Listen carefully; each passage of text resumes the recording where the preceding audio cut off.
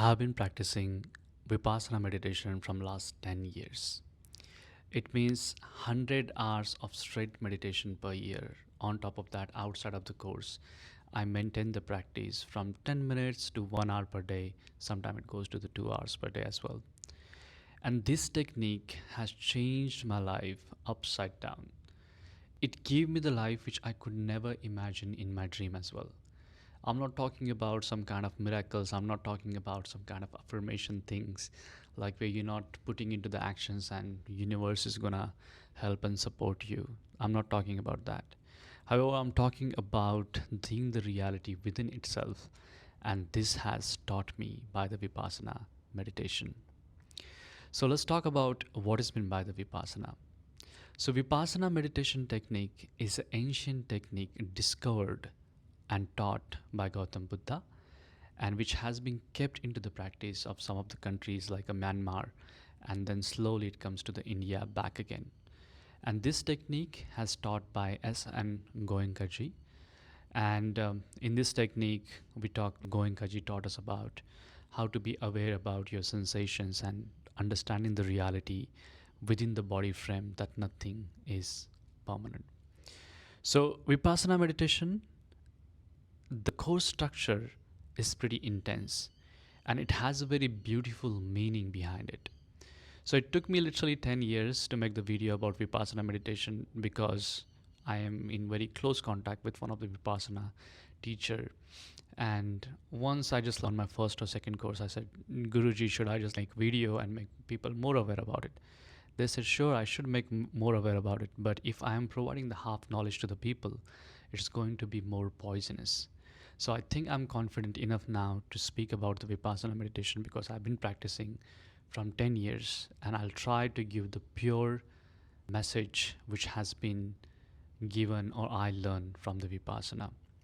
And if you have any questions then or concerns, you can comment down below or you can ask me anything, then I'll try to answer.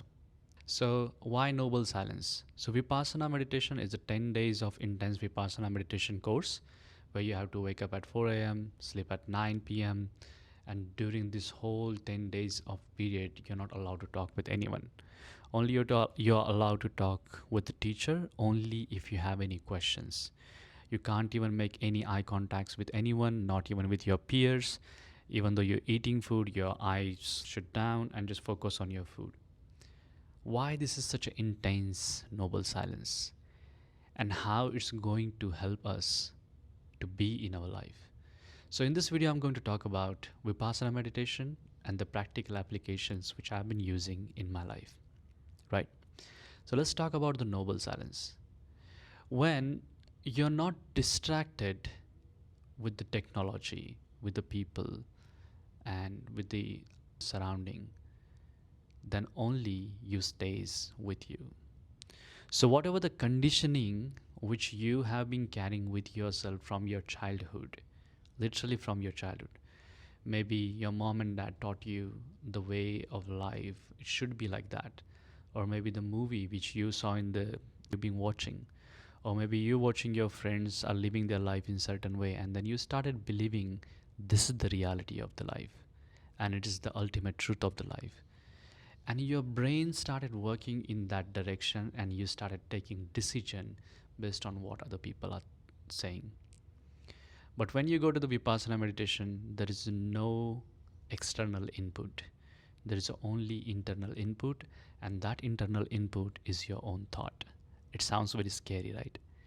Because we never had a time to just sit with our thoughts and just observe them, not react to them, not pick to them, not feel good to them. Just watch your thoughts like you're watching movie.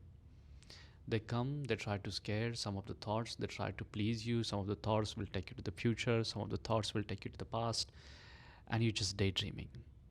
And most of us are not even aware about time is so limited. Most of us are not even aware about how we following the goals without any inspiration. Just because it looks cool, we following goals and we getting attached to it, and when we are not achieving those goals, then we feeling so sad.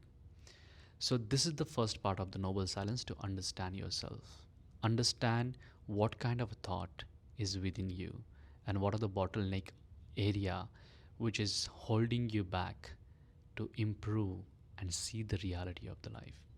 So that's why it's very strict to maintain the noble silence while you're doing the Vipassana meditation. Number two, so first 3 days of the Vipassana meditation is following on your respiration. So what is meant by the respiration? It's a very pure, it's a prerequisite of the Vipassana meditation. It's called Anapana meditation technique.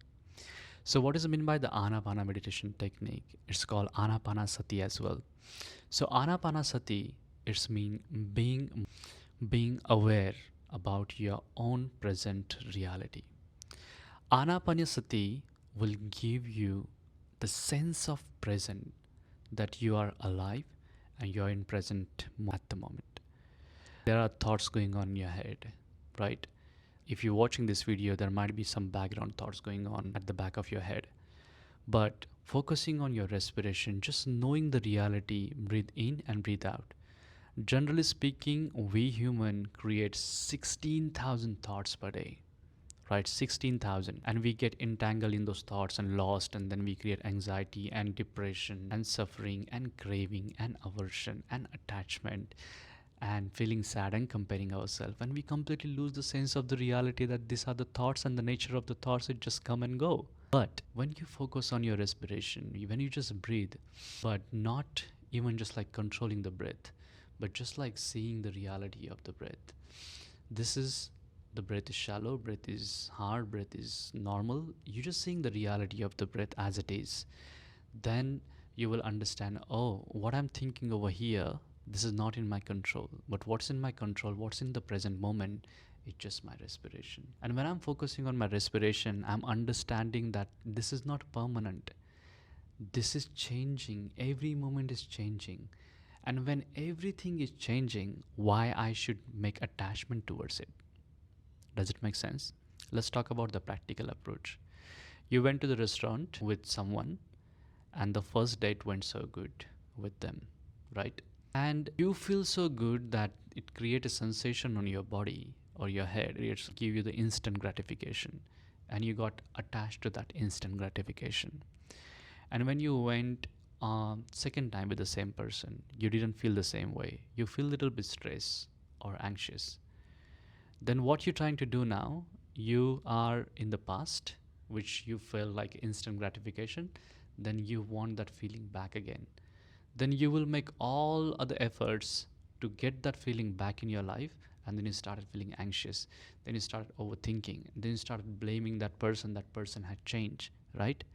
What Anapanasati taught us is the nature of the universe, the nature of the thought, the nature of the moment is going to change. So just observe the breath as it is and be equanimous, be mindful. So this is the 3 days which we practice the Anapanasati. Then we practice Vipassana, the ultimate truth about the life. What is Vipassana meditation is? Vipassana meditation is experiencing all the sensation within the framework of your body, not focusing on what outside is going, what's the external resources. But Vipassana is just experiencing yourself. Sometimes you will get heavy sensation, and that sensation comes with one particular thought, or maybe your mind habit pattern, or some sensation will be like very pleasant sensation, which will give you very relaxed and calm feeling. But what Vipassana teaches, treat all sensations on your body as equal sensation.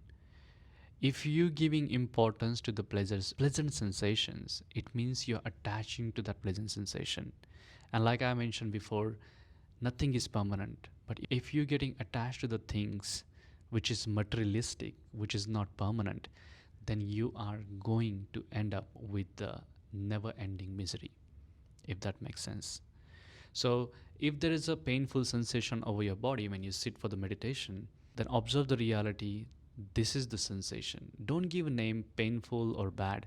Just this is the reality at the moment, and this sensation will pass. And then when you feel like a pleasant sensation, then you will understand this is the reality at this moment. This is pleasant, but it's no difference is a pleasant or bad, because it's going to pass away as well. So you automatically started feeling contained. You started losing You stop giving control to the materialistic thing, and you just started enjoying, whether it's a painful, whether it's a pleasant. You started treating both sensation as equal. And then next part of understanding vipassana correctly is when the sensation happening on your body, then you're understanding that, oh, there is a thought creating in my head.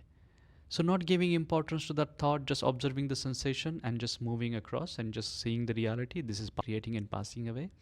And then you will understand, oh, this life is all about the moments and all the collection of the memories, and nothing is permanent. And if something is not permanent, then why I should just like pay attention to it? Why I should stress a lot?